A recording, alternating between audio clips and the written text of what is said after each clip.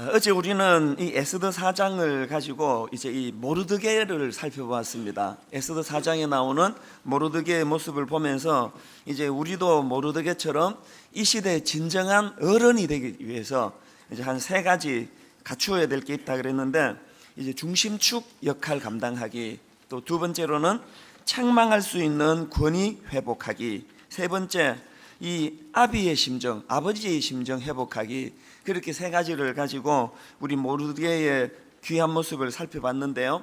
이제 오늘은 4장 말씀을 가지고 이제 에스더를 좀 살펴보려고 합니다. 이제 어제는 모르드게였다면 오늘은 에스더의 모습 속에 우리가 참 본받아야 될 귀한 모습들이 발견이 되는데, 그걸 정리를 한 세 가지로 해보았습니다. 자, 본문에 나오는 이 에스더의 귀한 모습 세 가지. 첫째가 수용성입니다. 어제 살펴본 것처럼 모르드게는 가혹할 정도로 혹독한 말을 에스더에게 내뱉었는데요. 우리 한 번 더 보시겠습니다. 4장 13절 14절. 모르드게가 그를 시켜 에스더에게 화답하되 너는 왕궁에 있으니 모든 유다인 중에 홀로 목숨을 건지리라 생각하지 말라. 이때에 내가 만일 잠잠하여 말이 없으면 유다인은 다른 데로 말미암아 노임과 구원을 얻으려니와 너와 내 아버지 집은 멸망하리라. 이건 뭐 완전 그 저주같이 들려지는 그런 이야기 아닙니까? 이게 상처받을 수밖에 없는 그런 상황인 것 같은데, 에스더는 상처는 고사하고 그 모르드게의 말을 있는 그대로 다 건강하게 그것을 수용한다는 것입니다. 어제 모르드게의 측면으로 이 본문을 살펴보면은 어른으로서의 권위를 갖고 있었던 모르드게의 그 권위의 영향도 있었던 건 사실이에요. 그러나 이 손뼉이 마주쳐야지 소리가 나는 것처럼 한쪽만 성숙하다고 이런 일이 일어나지 않습니다. 물론 모르드게의 그 어른스러운 권위, 이것도 참 부러운 거지만 저는 이 에스더의 이 수용성, 이런 잘못 들으면 그냥 분노할 수 있는 그런 이야기를 그대로 왜곡하지 않고 진의를 받아가지고 그대로 이것을 받아들이는 이 에스더의 수용성, 이게 왜 중요한가 하면요, 이 신앙생활에 있어서 이 수용성이라는 건 너무 중요한 사안입니다. 바로 이 부분에 대해서 예수님께서 권면을 주신 적이 있는데요. 마태복음 9장 16절 17절에 보니까 예수님 이런 말씀을 하십니다. 우리 같이 한번 읽어보시겠습니다.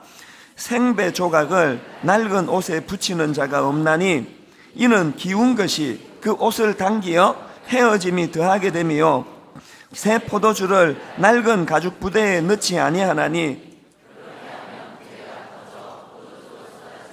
부대도 버리게 됨이라. 새 포도주는 새 부대에 넣어야 둘이 다 보존되느니라. 자, 여기서 지금 주님께서 이 생배 조각과 낡은 옷, 그리고 새 포도주와 낡은 가죽 부대, 이 개념을 가지고 지금 설명을 하시는데요. 여기서 주님이 강조하시는 새 포도주의 특징은 발효하는 능력이에요. 그래서 이제 이 포도주를 담궈 놓으면은 거기에 이 발효하는 과정에서 이제 가스가 부글부글 끓어오르고, 그리고는 이 부피가 팽창해진다고 합니다. 그러다가 보니까 처음에 이제 한 100 정도로 그 포도주를 담그면 이게 부피가 이제 120, 130, 140 이렇게 팽창되니까 문제가 생기는 거 아닙니까?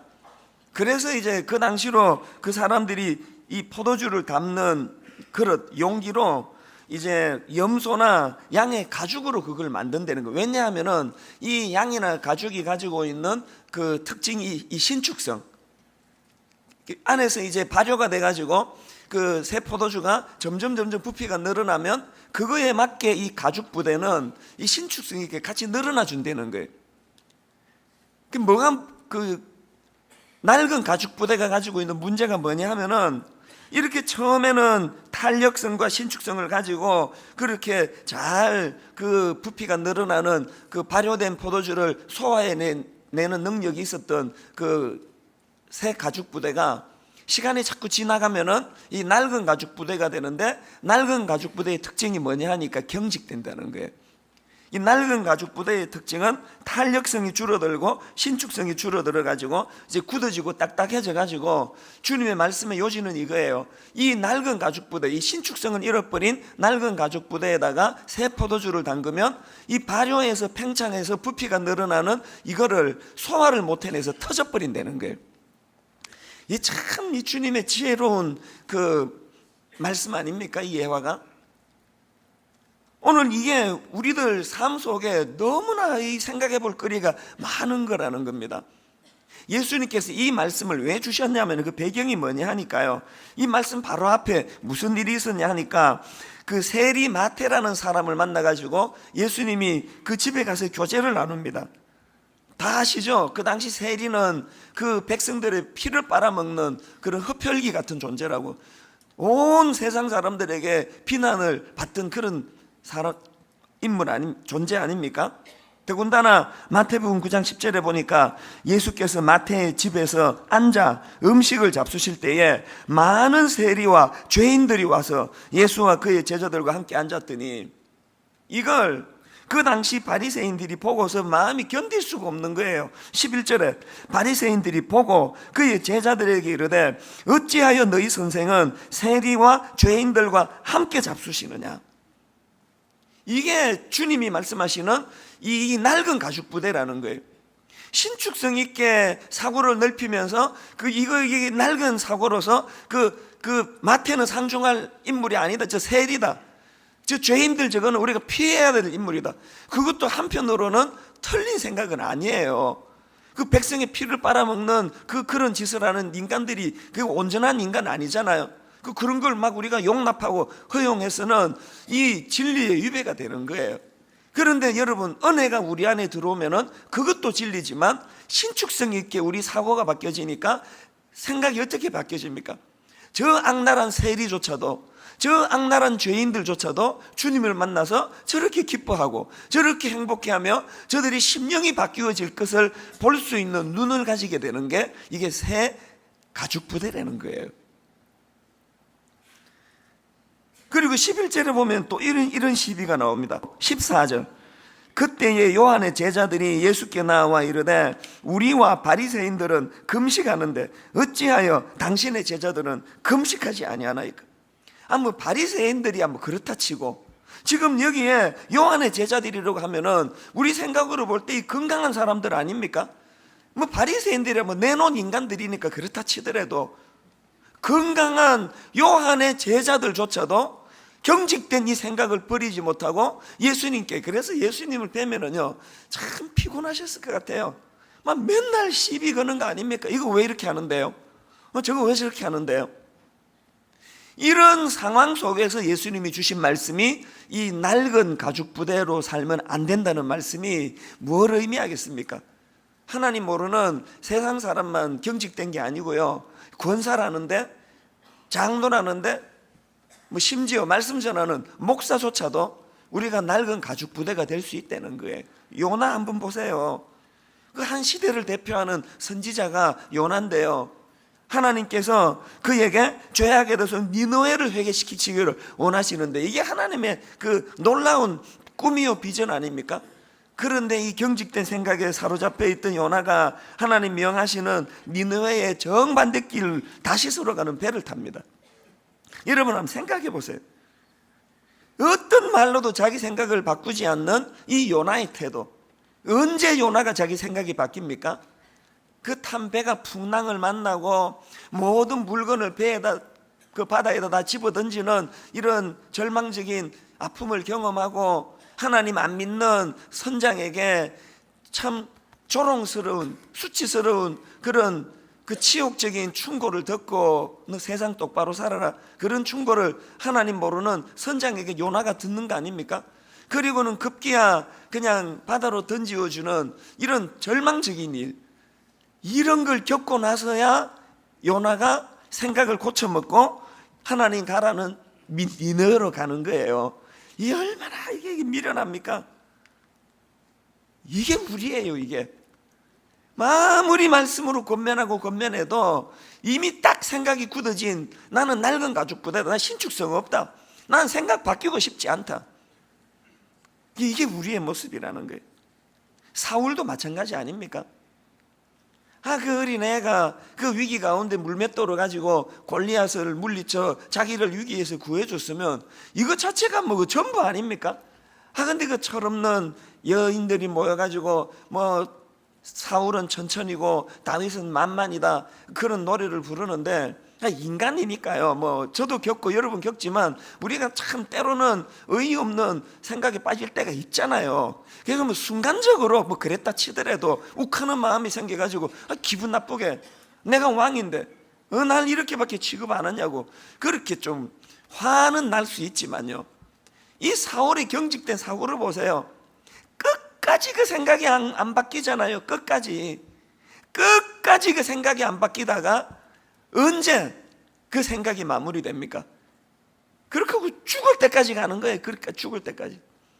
우리 특세를 하나님이 왜 배설해 주시겠습니까? 오늘 여러분 이거 아셔야 돼요. 하나님은 우리도 모르게 누가 결심하고 난 보니까 둘 중에 하나 택하라면 난 낡은 가죽 부대가 좋은 것 같아. 나는 낡은 가죽 부대를 택할 거야. 자꾸 지저도 없이 이거 신축성 있는 새 가죽 부대는 내 스타일 아니야. 그래가지고 여기 낡은 가죽 부대를 택한 사람 아무도 없어요. 모두가 다 너무너무 순수하게. 여러분이 특세 끝나고 집에 가셔서 게시판에 올려진 그 초신자들이 글을 한번 읽어보세요. 저희 교회가 기존 신자 등록을 안 받고 완전히 처음 예수 믿는 분들 등록을 받으면서 저는 감동을 받아요. 처음 예수 믿은 이 2달, 석 달 이렇게밖에 안 되신 분들이 얼마나 그 믿음이 순수한지 도전을 받는 거예요. 이번에도 그 게시판에 올려진 글들을 보니까 그 초신자들이 그렇게 많이 특세로 참석하시네요. 얼마나 신축성 있게 하나님의 말씀을 받아들입니까? 눈물로 그렇게 말씀을 받아들이는 거예요. 모두가 다 그렇게 시작하는 거 아닙니까? 어쩌다가 우린 이렇게 낡은 가죽 부대가 돼가지고 냉랭하고 어떤 데도 감동이 없고, 옆에 지금 그 새 가죽 부대는 아무것도 아닌 말씀에도 눈물을 흘리면서 하나님 앞에 그렇게 반응을 보이는데, 저 말에 이게 모순인데? 저 이야기 왜 하지 지금? 저 무슨 의도지? 저 왜 저렇게 설교를 하지? 이게 낡은 가죽부가 돼 있는 게 우리의 모습이라는 거예요. 이런 특세를 통해서 하나님께서는 우리가 먼저 첫째, 니도 모르게 지금 이 낡은 가죽 부대가 돼가고 있다, 이걸 자각하게 주시고요. 둘째, 자각으로 끝나지 않고 다시 신축성 있는 새 가죽 부대로 바뀌어지기를 원하시는 줄로 믿습니다.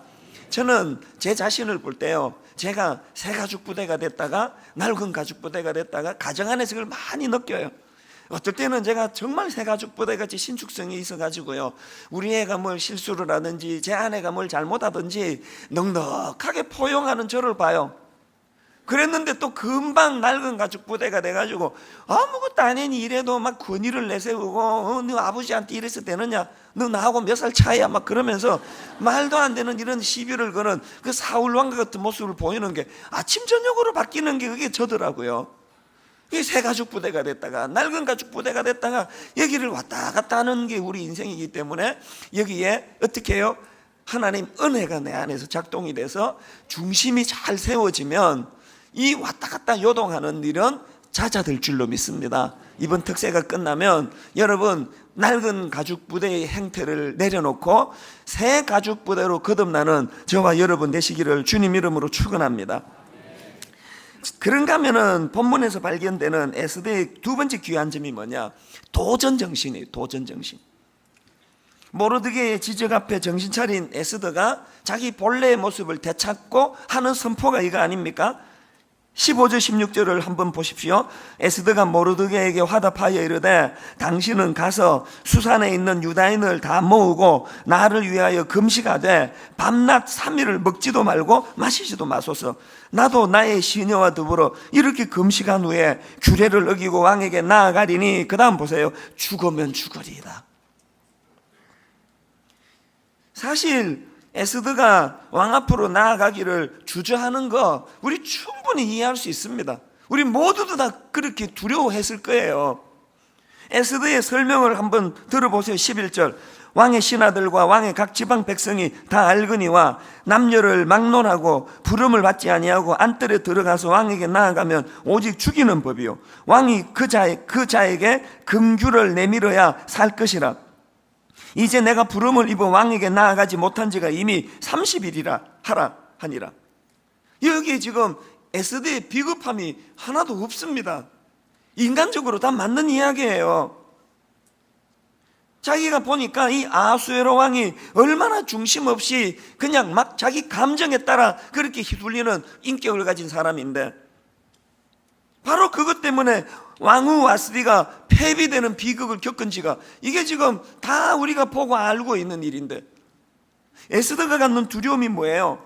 왕이 지금 자기에게 관심을 거둔 지가 30일이 지났다는 거예요. 이런 상황에서 함부로 자기가 왕 앞에 나아가다가는 그 당시 법에 의해 가지고 어떤 변을 당할지 모르는 두려움이 에스더에게 있는데, 이게 여러분 억지입니까? 너무나 당연한 두려움 아닙니까? 그런데 여러분, 그 내면의 그 두려움이 하나님의 말씀으로 신축성을 가지고 말씀을 수용하고 나니까 그것이 담대함으로 바뀌어지고 그것이 도전 정신으로 바뀌어지더라는 거예요. 여러분, 제가 한 가지 잣대를 말씀드릴까요? 여러분 내면에 두려움이 많은 거, 그건 정상이에요. 누구라서 두려움이 없습니까? 그런데 여러분, 신앙이 작동이 되는가, 내 믿음이 작동이 되는가를 점검하려면, 그래서 본능에 내맡겨진다, 온종일 두려움이라는 감정밖에는 나타나지 않으면 그건 여러분 믿음이 지금 잠자고 있는 거예요. 이해를 할 수 없는 도전정신이 나오는 거예요. 이해를 알 수 없는 도전정신이 나를 견인하게 만드는 거예요. 이걸 경험하는 게 이게 믿음입니다. 분당 우리 교회가 처음 시작될 때 제 나약한 심성, 저의 이 소심한 마음, 이 두려움으로는 교회 개척이라는 건 없습니다. 이게 어떻게 가능합니까? 저는 내 사전에는 개척이라는 없다고 생각했습니다. 저는 기존 교회에 청빙받아 가려고 그 생각을 늘 하고 있었거든요. 왜? 저는 개척할 사람이 아니라는 걸 누구보다 잘 알았기 때문에. 근데 참 희한한 일이 벌어졌습니다. 이제 옥하는 목사님이 이제 개척하라 그러셔서요, 그렇게 알겠다 그러고, 이제 어디서 할까요? 그러니까 뭐 분당 같은 이런 데가 좋지 않겠나. 그래서 이제 목사님은 그냥 분당 같은이라 그랬는데, 저는 그거를 분당으로 들어가지고 이제 그때부터 이제 분당을 뒤지기 시작한 거예요. 바로 이제 분당을 뒤지고 있으니까 그 겨울에 여러분 그 자리가 잘 나오겠습니까? 이 초겨울에. 그러고 있는데 희한한 일이 벌어졌어요. 딱 그러고 있는데 전화가 한 통 온 거예요. 서울의 모 교회에서 청빙이 온 거예요. 당시에 한 3,000명 정도 출석한다 그러면요, 개척 멤버 제가 나중에 교회 시작할 때 30 몇 명이서 그거 준비할 생각하고 있었으니까, 그 당시로 한 3,000명 모이는 교회라 그러면 제 마음에 그건 3만 명이 3만 명. 더군다나 그 지역이 지금 이제 막 이제 개발이 되기 시작해. 저한테 설명해 주신 분이 이제 그렇게 설명하셨어요. 막 이제 개발이 되기 시작해 가지고 인근에 아파트 단지가 막 늘어나고, 그래서 이제 그분 표현으로 좋은 목사님이 오셔가지고 목회를 잘하시면 이 교회는 무한대로 뻗어나갈 수 있는 교회입니다. 여러분 진짜 헷갈리는 거 아닙니까 이거? 지금 분당에 다녀보면은, 부동산 다녀보면은 장소가 지금 하나도 없는데 이게 하나님 뜻이라고 제가 받을 수 있는 거 아닙니까? 그래서 제가 너무 헷갈려가지고 집에 가가지고 제 아내랑 그렇게 상의를 했어요. 이야기했습니다. 여보, 이상한 일이 일어났다고. 내가 지금 교회를 개척하려고 분당에 지금 장소 찾고 다니는데 서울에 이런 교회가 청빙이 들어왔다. 이게 무슨 뜻이냐 그랬더니 저희 집사람이 딱 한마디로 정리해 주더라고요. 이렇게 얘기하더라고요. 그건 뭐 생각할 거 없네요. 하나님이 진짜 당신이 개척할 의지가 있는지 없는지 뭐 테스트하고 계시네요. 뭐 그렇게 하고 설거지하러 갔어요. 그 한마디가 제게는요, 도전 정신을 주는 이 모르드게의 말과 같은 역할을 한 거예요. 정신이 펄쩍 들더라고요. 편한 길 찾기를 원하는 이미 다 갖추어놓은 밥상에 숟가락만 들고 나타나기를 원하는 이 본능, 뭐 청빙받아 가는 게 다 그런 건 아닌데 그 상황에서는 제가 그런 거 아닙니까? 개척하려니까 막막하고 자리도 없고 뭐 이거 어떻게 해야 되는지 모르는 이런 상황에서 하나님께서는 저를 테스트하신 거예요. 편한 길, 쉬운 길로 가지 말고 네가 옥하는 목사에게 약속했던, 어른 목회도 안 해보고 앞으로 어떤 일이 벌어질지 모르지만 도전하는 길로 가거라. 저는 그 일을 그렇게 받아들이고 제 아내가 한마디 해준 그 말을 듣고 2번 다시 흔들린 적이 없어요. 그래서 그 목사님, 교회 목사님 전화를 드리고 여차저차 말씀드리고 너무 죄송하지만 저는 이미 마음이 이렇게 정해졌다고. 그 에스더를 생각하면 그 내일 일은 난 몰라요, 그 찬양이 떠오르고요. 방금 이야기를 하니까 그 찬양의 가사가 떠오르네요. 내 마음은 정했어요. 그 다음 가사는 모르겠는데요. 그렇게 마음이 정해졌습니다. 그러고는 요동하지 않고 분당으로 와가지고 얼마나 많은 우여곡절을 겪었습니까? 장소를 못 찾아가지고 하루 온종일을 그렇게 그냥 오랜 시간 찾아다니다 딱 한 군데 장소 나와가지고 유일무이하게 한 군데 나왔어요. 그 장소, 그 딱 한 군데 나온 그 장소 계약을 했는데 인근 교회에서 못 온다고 또 그냥 막으시는 바람에 눈물로 그 길을 포기하고, 이거 뭐 어떻게 펼쳐질지 모르겠습니다. 눈 한 번 찔끔 감았으면 안정적인 3,000명 모이는 교회 편하게 내가 담임 목사로 갈 수 있는데 이 고생을 내가 왜 해야 되느냐, 그런 생각을 해본 적이 없어요. 너무너무 재밌는 건요, 그렇게 이제 그 정자동에 있는 그 상가 4층 포기를 하고 또 이제 그 인근을 다 뒤졌는데 없어요. 빈자리가 안 나와요. 이미 제가 다 뒤졌기 때문에 없다는 걸 예견했습니다. 그래도 어떡합니까? 찾으러 다녀야지. 근데 여러분, 놀라운 일이 벌어졌어요. 딱 한 군데, 이게 뭐 분당에는 더 이상 자리가 없다는 거 알고 수지, 죽전, 용인 다 뒤졌어요. 그랬는데 어느 날 부동산에 딱 들어갔더니 이분이 검색하더니 좋은 자리 딱 하나가 나왔다는 거예요. 너무 기뻤는데요, 그분이 설명해 주는 그 장소를 제가 들어보니까 지금 제가 내놓은 그 자리예요. 인근 교회 목사님이 못 온다 그래가지고 눈물로, 그래서 이제 그 모든 걸 다 제가 책임져야 되니까요. 거기에 문턱도 못 밟아보고 관리비 모든 걸 지금 다 내고 있는 상황인데, 그걸 제가 내놓은 그 길을 이 부동산 아저씨가 좋은 자리에 놨다고 저한테 소개를 해주는, 이게 얼마나 좌절이 되는지 아십니까? 그런 과정을 거치면서 오늘 분당 우리 교회가 생겨난 줄 믿으시기를 바랍니다. 이게 그저 생긴 게 아니에요. 도전 정신이에요. 하나님은 여러분이 또 제가 그저 수월한 길, 편한 길, 때로는 그것이 하나님의 축복이 될 수도 있지만 이것이 우리를 나약하게 만들 수 있다는 것. 여러분, 어떤 것들 때문에 여러분 마음에 두려움이 있습니까? 무슨 일로 마음이 힘드십니까? 하나님께서는 그 두려움을 뛰어넘어, 담을 뛰어넘어 도전 정신을 회복하기 원하시는 줄로 믿습니다. 갈렙을 한번 보세요. 여호수아 14장 12절.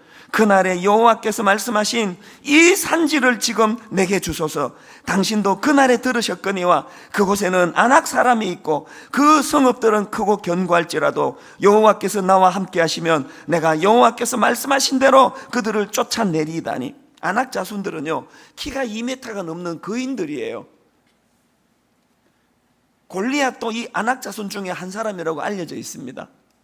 그런 무서운 적들이 포진하고 있는 그곳을 85세 고령의 이 갈렙이, 이 산지는 내 겁니다, 내게 주시기 원합니다, 내가 도전하겠습니다. 이거 도전 정신 아닙니까? 그 영화를 통해서 이게 부각이 됐는데요, 이순신 장군이 하셨다는 이 한마디 말씀, 신에게는 아직 12척의 배가 남아 있습니다. 이 이상 무슨 말이 필요하겠습니까? 옛날에 정주영 회장이 절교했다는 이 말씀이요. 이봐, 해보기는 해봤어? 아까 그 목사님 나와서 흉내 좀 내지. 해보기는 해봤어? 뭐 더 이상 무슨 설명이 필요합니까? 스티브 잡스가 미국 스탠퍼드 대학교 졸업식 축사에서 했다는 I'm still hungry. 히딩크 감독이 우리 같은 지금 축구 뭐 우리 실력 다 알잖아요. 이런 한국 축구를 4강 월드컵 4강 신화에 올려놓고 했던 말이 똑같은 말 아닙니까? 난 여전히 배고프다. 도전 정신 아닙니까? 슈펜글러라는 독일 철학자가요, 자기가 쓴 책 서구의 몰락에서 이런 말을 했습니다. 젊은이들의 적극적이고 진취적인 도전 정신이 없는 국가는 몰락한다. 저는 목사니까 이걸 교회에다가, 한국 교회에다가 이렇게 대비해서 생각하게 되는 거예요. 젊은 크리스찬들의 적극적이고 진취적인 도전 정신이 없는 교회는 수치의 자리에 빠지는 거예요. 오늘 여기 고맙게도요, 우리 청년들이 참 많이 본당에 와 있네요. 우리 어른들도 말할 거 없지만 여기 우리 젊은 형제 자매들 도전 정신을 회복하시기를 바랍니다. 여러분들한테 저는 늘 죄인이에요. 늘 미안하고 부끄러워요. 한국 교회를 이 지경으로 만든 기성세대 대표적인 주역이 저 아닙니까? 제가 한국 교회를 이 지경으로 만들었기 때문에 우리 젊은 세대들에게 너무너무 미안해요. 그러나 여러분, 여기 젊은 세대 여러분들은 여러분의 다음 세대에게 저처럼 부끄러운 세대가 되지 않기 위해서는 준비해야 돼요. 도전해야 돼요. 그런데 여러분, 여기서 한 가지, 막 도전이라는 것이 꼭 막 큰 거, 엄청난 거, 막 죽으면 죽으리라 이런 비장한 것만이 아니에요. 내 삶 속에 작은 도전들이, 이것들이 모아져서 비장한 도전이 되는 거 아닙니까? 이번 특세에 동판도 없는데 엿새 동안 도전해서 개근하신 분, 그게 여러분의 도전 정신이에요. 그 간정에 동판이 없어서 아쉽다는 그런 말씀들을 많이 피력하셔서 저도 참 죄송했지만요, 이제 그 동판이라고 하는 이것이 하나의 우리의 우상이 되지 않도록, 이것이 우리의 새벽기도 나오는 동력이 되지 않도록 의도적으로 이거 하지 않는 거예요. 어떤 분이 올린 게시판에 글 보니까 간증글에 이렇게 부부가 대화를 나눴대요. 여보, 이번 주제가 죽으면 죽으리란데 우리 모양은 주제가 이렇대요. 이러다 죽으리라. 너무 피곤해가지고요, 부부가 이게 죽으면 죽으리라는 주제는 죽으면 죽으리란데 막 너무 피곤하니까 그 남편이 말을 했던 것 같아. 원래 남자들이 더 약하잖아요. 이러다 죽으리라. 그분 오셨어요? 이러다 죽으리라. 이게 작은 도전이에요. 1만 성도 파송 운동, 이게 우리에게 주신 작은 도전이 아니고 이거 큰 도전이지만 이거 도전이에요. 여러분, 놀라운 법칙 하나가 있는데요, 이 도전이요, 죽으면 죽으리라는 이 도전이요, 이게 사실은 우리를 살리는 원동력이에요. 1만 성도 파송 운동을 거짓없이, 다른 의도 없이 순수하게 하나님 앞에 드려지는 운동으로 승화시키면 이것 때문에 분당 우리 교회 타락하지 않습니다. 변질되지 않습니다. 이것 때문에 우리 엉뚱한 짓 하는 교회 되지 않습니다. 1만 성도 파송 운동이라는 이 도전 정신, 우리 교회를 살리고 저를 살리는 하나님의 축복의 도구가 되는 줄 믿으시기를 바랍니다. 도전하는 인생은 타락하지 않습니다. 오늘 우리가 드리게 되는 이 헌금이요, 이것도 도전 정신이에요.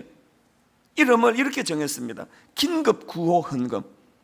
제가 좋은 이름을 저희가 지금 생각하는데요, 긴급 구호 뱅크를 지금 저희가 신설하려고 그래요.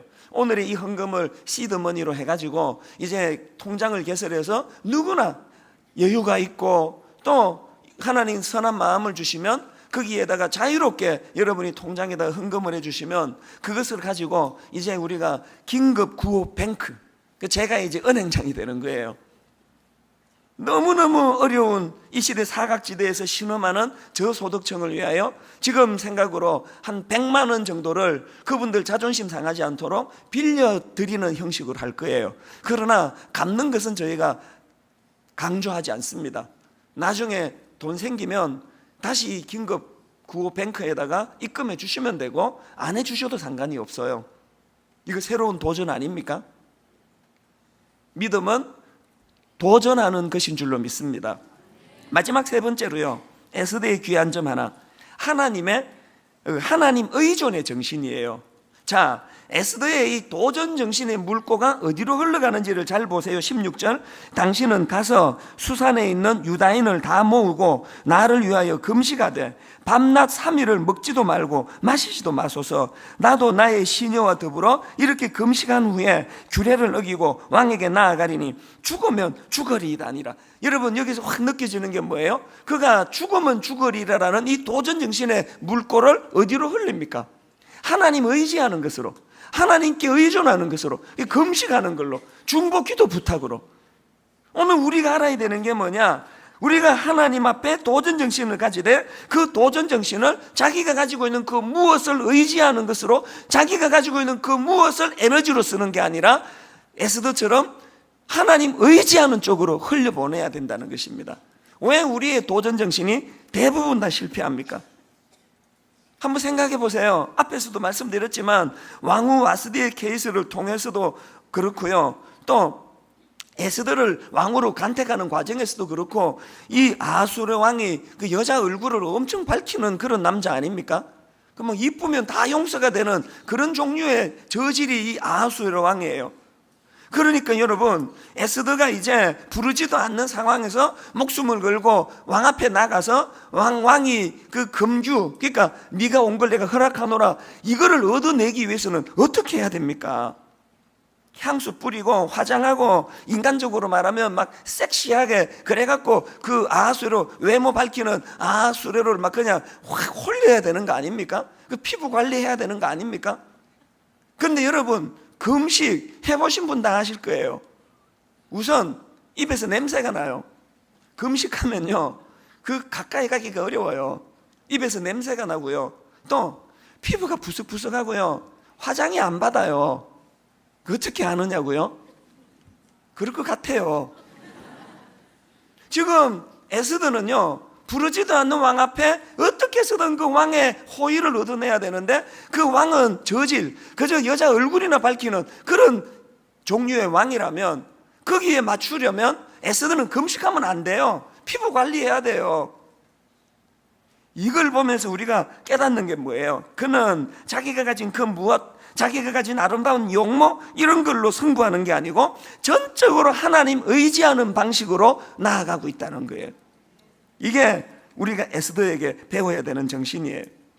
이게 왜 하나님 의지하는 인생으로 사는 게 이게 왜 중요하냐? 자, 시편 56편 4절입니다. 우리 같이 한번 읽어보실까요? 시작. 내가 하나님을 의지하고 그 말씀을 찬송하올지라. 내가 하나님을 의지하였은즉 두려워하지 아니하리니 혈육을 가진 사람이 내게 어찌하리이까. 현대인의 성경은 이렇게 번역됐더라고요. 내가 하나님을 신뢰하고 주의 말씀을 찬양합니다. 내가 하나님을 신뢰함으로 두려워하지 않겠습니다. 그 다음 보세요. 사람에 불과한 자가 나를 어떻게 하겠습니까? 시편 56편을 여러분이 딱 펴보시면요, 성경의 그 맨 앞부분에 이 56편의 배경을 이렇게 설명합니다. 다윗이 가드에서 블레셋인에게 잡힌 때에, 이 시편 56편은 인간적으로 다윗이 사람을 두려워하는, 탈 수밖에 없는 상황이에요. 적들이 자기를 체포한 상황이에요. 그런데 그가 어떻게 이야기한다고요?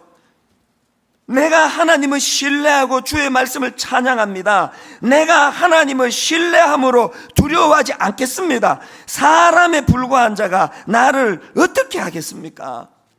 하나님 신뢰하는 자가 누리는 축복이 두려워하지 않는다는 거예요. 사람이 더 이상 두렵지 않다는 거예요. 다시 말씀드립니다. 여러분이 두려움이라는 감정은 자기를 의지할 때 생기는 감정이에요. 저는 이걸요, 막 피부로 느껴요. 피부로. 믿음이 작동이 되고 은혜가 작동이 되면 저는 이 큰 교회 담임 목사, 그리고 뭐 제가 분당 우리 교회만 지금 지고 있습니까? 한국 교회가 어려움을 당하니까 수많은 비난을 제가 지금 몸으로 받고 있는 중이에요. 너무 많은 무거운 짐을 제가 지고 있는데요, 믿음이 작동될 때는 하나도 안 무거워요. 그리고 어떤 것도 제게 상처가 안 돼요. 무슨 독한 말로 저를 해코지를 하든지 말든지 전혀 독을 잘 발라내는 보고 요리를 통해서 아무렇지도 않아요. 그런데 여러분, 순간순간 인간적인 이 나약함이 찾아오면은요, 숨을 쉴 수가 없어요. 숨을. 무거워가지고 이 특세 이 주일을 포함해가지고 오늘에 이르기까지요, 이게 주 7일 동안에 숨도 제대로 못 쉬겠어. 숨도 매 새벽마다 이렇게 은혜를 갈망해서 새벽 2시 반에 모이기 시작하는 이 성도들 앞에 하루도 내가 이 말씀 준비가 게을러져 가지고 오늘 은혜의 통로 역할을 내가 못하게 된다는 이 생각이요, 이게 숨을 못 쉬게 만들더라고요. 그런데 여러분, 하나님을 의지하는 마음이 있을 때, 하나님을 신뢰할 때는 이런 두려움이 하나도 없는데요, 순간순간 나약한 나 자신이 부각이 될 때 어김없이 찾아오는 게 두려움이에요. 내가 과연 은퇴할 때까지 수치와 조롱의 자리에 빠지지 않고, 은퇴할 때까지 우리 성도님들 놀래키는 일 하지 않고 그렇게 깨끗하게 은퇴할 수 있을까? 두려워요. 자신이 없어요. 그렇기 때문에 오늘 이 말씀의 결론을 저는 이렇게 맺고 싶은데요, 여러분 다시 한번 이 말씀을 들어보세요. 두려움이라는 감정은요, 자기를 의지할 때 생겨나는 감정이에요. 이 두려움이라는 거, 내가 내 자신의 본능을 떠올려 보면은 바로 엄습하는 게 그게 두려움이더라고요. 그렇기 때문에 오늘 이 시편 56편에서 모세가 다윗이 선포했던 그 아름다운 선포, 한번 저를 따라 크게 선포하고 말씀을 마무리하면 좋겠습니다. 하나님 의지하는 자에게 주시는 하나님의 축복이 이거예요. 한번 따라해 선포해 보십시오. 내가 하나님을 의지하였은즉 두려워하지 아니하리니 사람에 불과한 자가 나를 어떻게 하겠습니까? 내가 하나님을 의지하였은즉 두려워하지 아니하리니 사람에 불과한 자가 나를 어떻게 하겠습니까?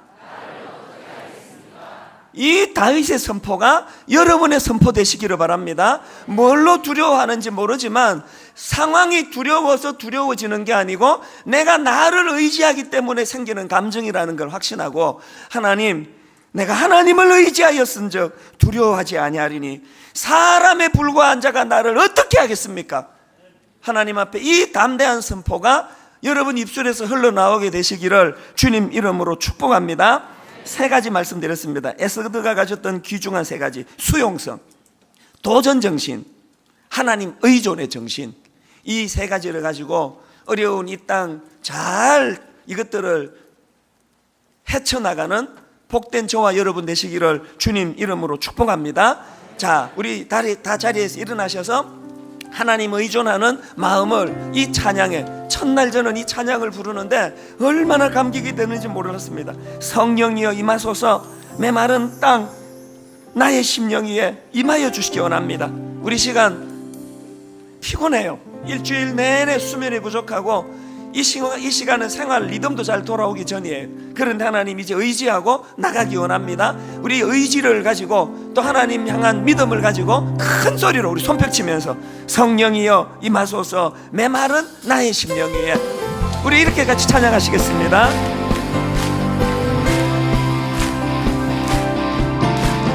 성령이여 임하소서, 메마른 나의 심령 위에, 메마른 나의 심령 위에 주님의 은혜의 담비 내려, 주님의 은혜의 담비 내려 날 흠뻑 적셔 주옵소서. 주의 권세, 주의 능력, 주의 능력 지금 이 시간 임하셔서, 지금 이 시간 임하셔서 악한 권세 모두 깨뜨리고 주님 나라 임하소서. 영광 할렐루야, 예수의 그 피가 내게 승리 주네 구원이 되시네. 영광 할렐루야, 예수의 이름이 능력되네 소망이 되시네. 자, 여러분에게 제가 이런 도전을 드리고 싶습니다. 무슨 일로 두려움이 있으세요? 그 두려움을 뽑아내는 일은 불가능합니다. 이 물 안에 공기를 뽑아내는 일이 불가능한 것과 같습니다. 거기에 성령의 능력으로, 성령의 이름으로, 예수 그리스도의 십자가 보혈로 은혜를 채워 넣으면은 물 안에 공기는 빠져나갈 줄로 믿습니다. 우리 내면 안에 지금 무슨 일로 두려움이 있는지를 여러분 한번 잠깐 생각해 보세요. 실체가 없어요. 실체가 없는 두려움이에요. 하나님, 내가 오늘 하나님을 선포하고 하나님을 찬양할 때 실제적으로 내 안에 두려움이 사라지는 것을 이 시간 목도하기를 원합니다.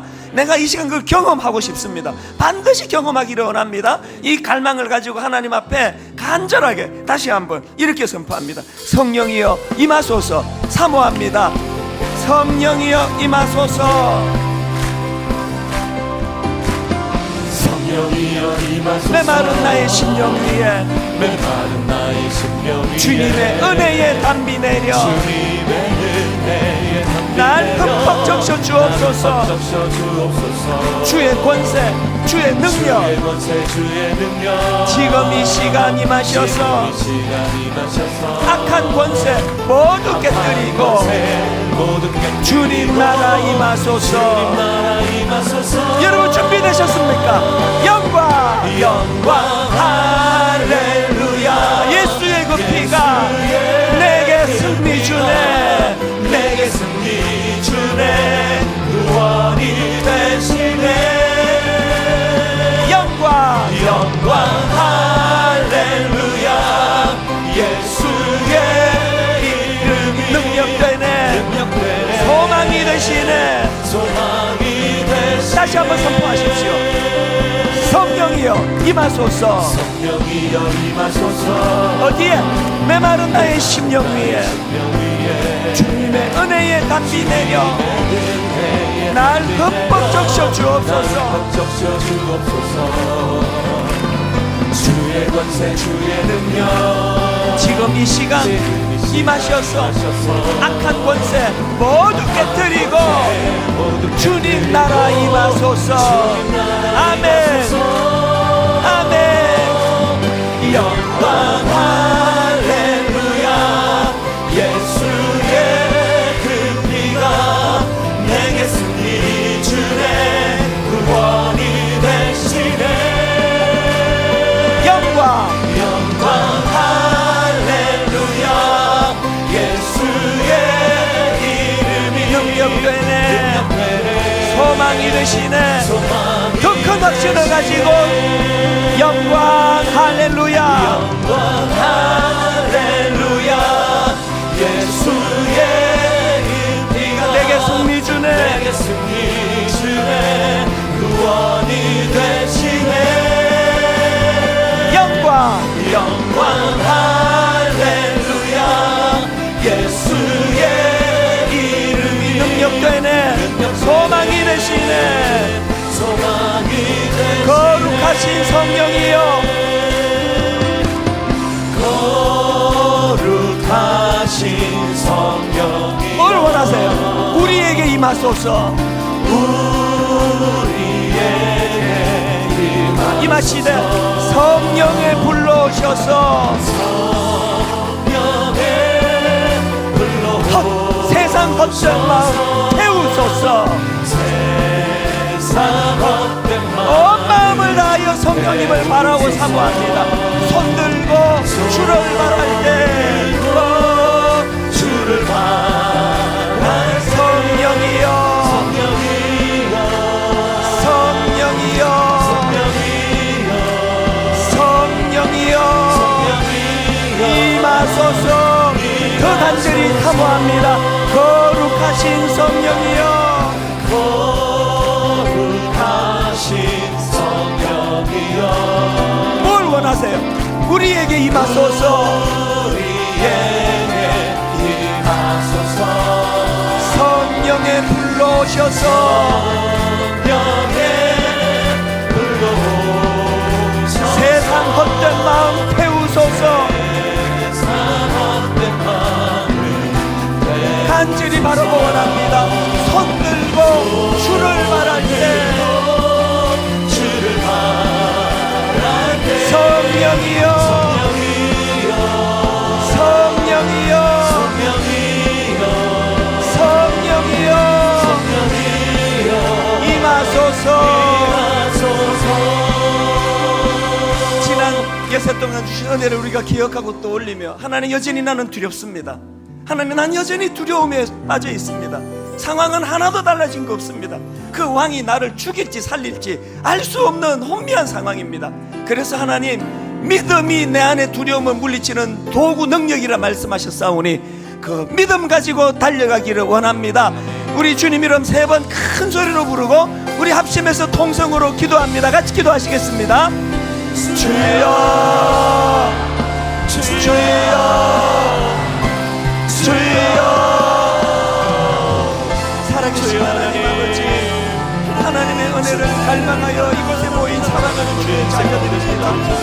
아버지, 이 아침에 모여 주님 앞에 기도합니다. 이 아침에 주님 앞에 나와 아버지여 목소리 높여 찬양합니다.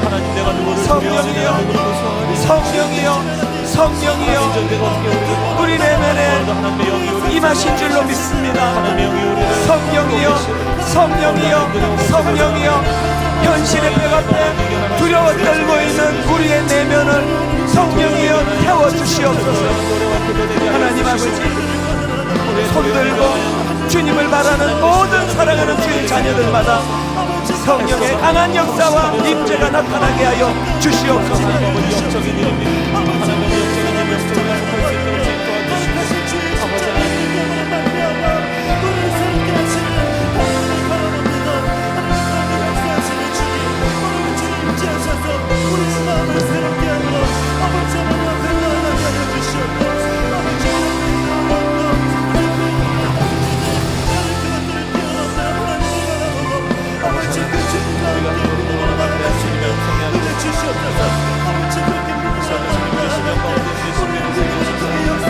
성령이여, 성령이여, 거룩하신 성령, 지금도 살아서 우리 인생 가운데 찾아오시고 노래를 성취하시고 우리가 인정할 때마다 기뻐하시며 노래를 통하여 일하시는 하나님을 원하시며 나가며 나의 모든 것이 주의 은혜인 것이고 나의 삶이 성령께 사로잡혀 살아가는 인생장에 하여 주옵소서. 오늘도 주의 성령님 이 시간에 두려움을 변하게 하여 주옵소서. 주의 성령님 이 시간에 우리 마음 가운데 배타적이고 좁은 마음들이 열려지게 하옵소서. 하나님 수준의 마음까지가 있으므로 우리가 순종하며 주님의 뜻대로 살아가는 거듭난 인생이라면 오늘도 성령께서 우리의 심령을 담아주시옵소서. 주여, 주의 성령이여, 하나님 이 새벽에 우리를 깨우시고 우리의 어디 손들 거절을 잡을 때 우리의 눈이 불태워지는 역사를 이끌어주시고 나에게 가신 소리를 감사합니다.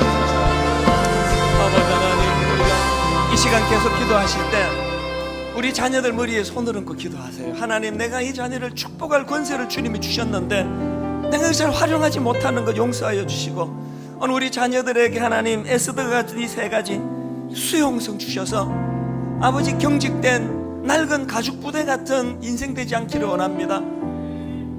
도전 정신을 주셔서 날마다 환경에 무너지지 않게 해주시고 하나님 의존하는 마음을 이 딸, 이 아들에게 주시기 원합니다.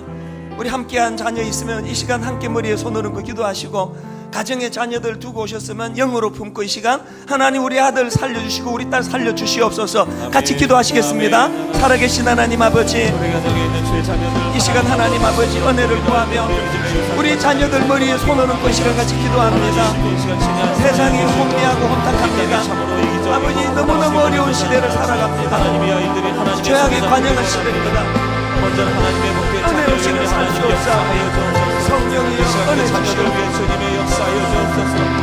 하나님 주의 은혜로 말미암아 도전할 수 있는 인생 되게 하여 주시고 하나님의 은혜로 말미암아 수용성이 넓어진 인생 되게 하여 주시고 하나님의 은혜로 말미암아 하나님을 두려워하는 인생 되게 하여 주셔서 하나님 모든 시간도 세상을 맞닥뜨릴 때 주를 찬양, 주를 찬양. 이 전쟁이 영적 전쟁이 나의 싸움이 아니요 하나님께 속한 것임을 믿고 신뢰하여 드린다면 하나님 아버지, 이 시간에 우리 자녀들이 하나님의 뜻대로 살아가 하나님께서 이 땅에 주신 소명을 뜻하신 대로 잘 맞춰가 결국은 하나님의 나라와 하나님의 영광을 위하여 세워지는 인생 되도록 인도하여 주옵소서. 주여, 하나님의 자녀여, 하나님 주의 자녀를 긍휼히 여겨주옵소서. 주님의 자녀를 긍휼히 여겨주옵소서. 하나님의 지시된 죄 자녀들의 하나님하고 특별히 수험생과 하나님 아버지의 시험을 앞두고 가난을 앞두고 있는 우리 자녀들 또 이제 초등학교 또 중학교 하나님과 고등학교에 진급하는 학생들 하나님과 보고받아 하나님 만남의 축복을 허락하여 주시고 좋은 만남을 통하여 하나님 아버지 이 가정의 민대가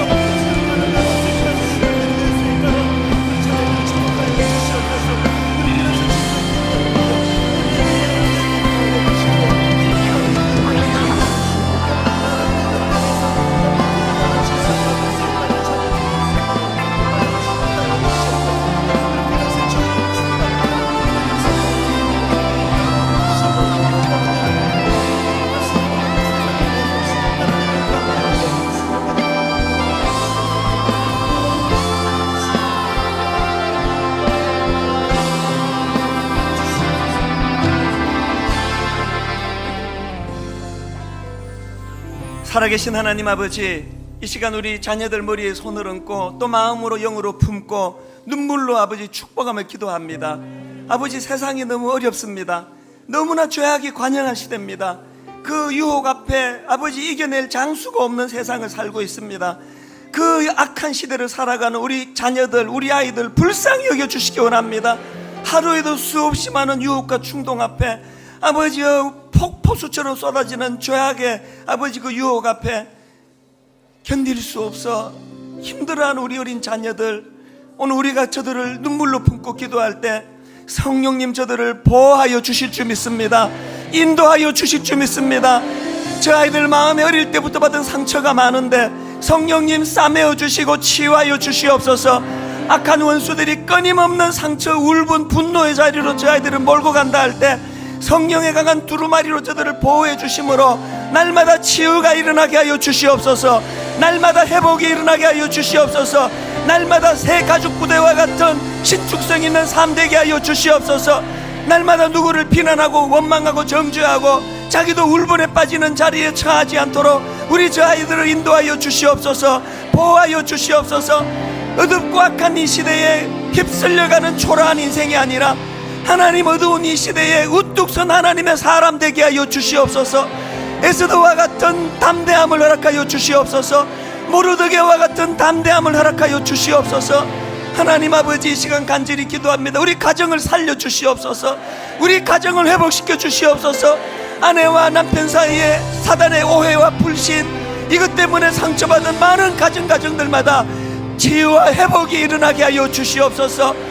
하나님 아버지, 눈물로 기도합니다. 아기를 원하는데 태가 열리지 않아 눈물로 기도하는 우리 젊은 형제 자매들, 아버지 그 눈물을 받아주시고 그 태를 열어주시옵소서. 태를 열어 아버지 귀한 생명을 허락하여 주시옵소서. 기쁨으로 주님 앞에 나아갈 수 있도록 은혜 내려 주시옵소서. 물질적으로 고통당하고 하나님 아버지 건강 때문에 마음이 상하고 자녀 문제로 부부관계로 이런저런 아픔을 가지고 주님 앞에 눈물로 나온 모든 사랑하는 주의 자녀들, 하나님이 오늘도 일하시고 오늘도 회복과 치유를 제공해 주시며 우리가 그 하나님을 의지할 때 내 마음의 두려움이 사라진다는 것을 아버지 이론으로서가 아니라 실제적으로 사건으로 맛보고 경험하는 복된 성도들 되게 하여 주시옵소서. 오늘 우리가 기도할 때 그 능력의 하나님이 내 안에 계심을 누리고 맛보는 아름다운 새벽이 되게 하여 주시옵소서. 우리 눈에 눈물 닦아 주실 주님 감사드리옵고 예수님 이름으로 기도드립니다. 아멘. 자리에 앉으셔서 내일 일은 난 몰라요.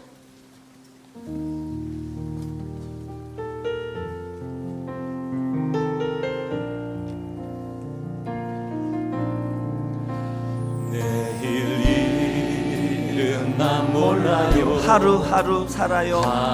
하루하루 살아요. 불행이나 요행함도 내 뜻대로 못해요. 험한 이 길 가고 가도 끝은 없고 곤이에요. 이 아침에 사모합니다. 주님 예수 팔레미사 내 손 잡아주소서. 내일 일은 난 몰라요. 장래일도 몰라요. 아버지여 날 붙드사 평탄한 길 주옵소서. 좁은 이 길 진리의 길, 주님 가신 그 옛길, 힘이 들고 어려워도 찬송하며 갑니다. 성령이여 그 음성을 항상 들려주소서. 내 마음은 정했어요. 변치 않게 하소서. 내일 일은 난 몰라요. 장래일도 몰라요. 아버지요, 아버지요, 주신 소명 이루소서. 만왕의 왕 예수께서 이 세상에 오셔서 만 백성을 구속하니 참 구주가 되시네. 순교자의 본을 받아 나의 믿음 지키고 순교자의 신앙 따라 이 복음을 전하세. 불과 같은 성령이여 내 마음에 항상 계셔. 천국 가는 그날까지 주여 지켜 주옵소서. 불과 같은 성령이여 내 마음에 항상 계셔. 천국 가는 그날까지 주여 지켜 주옵소서. 마지막으로 한 번 더 사모하면서 불과 같은 성령이여 내 마음에 항상 계셔. 천국 가는 그날까지 주여 지켜 주옵소서. 주여 지켜 주옵소서.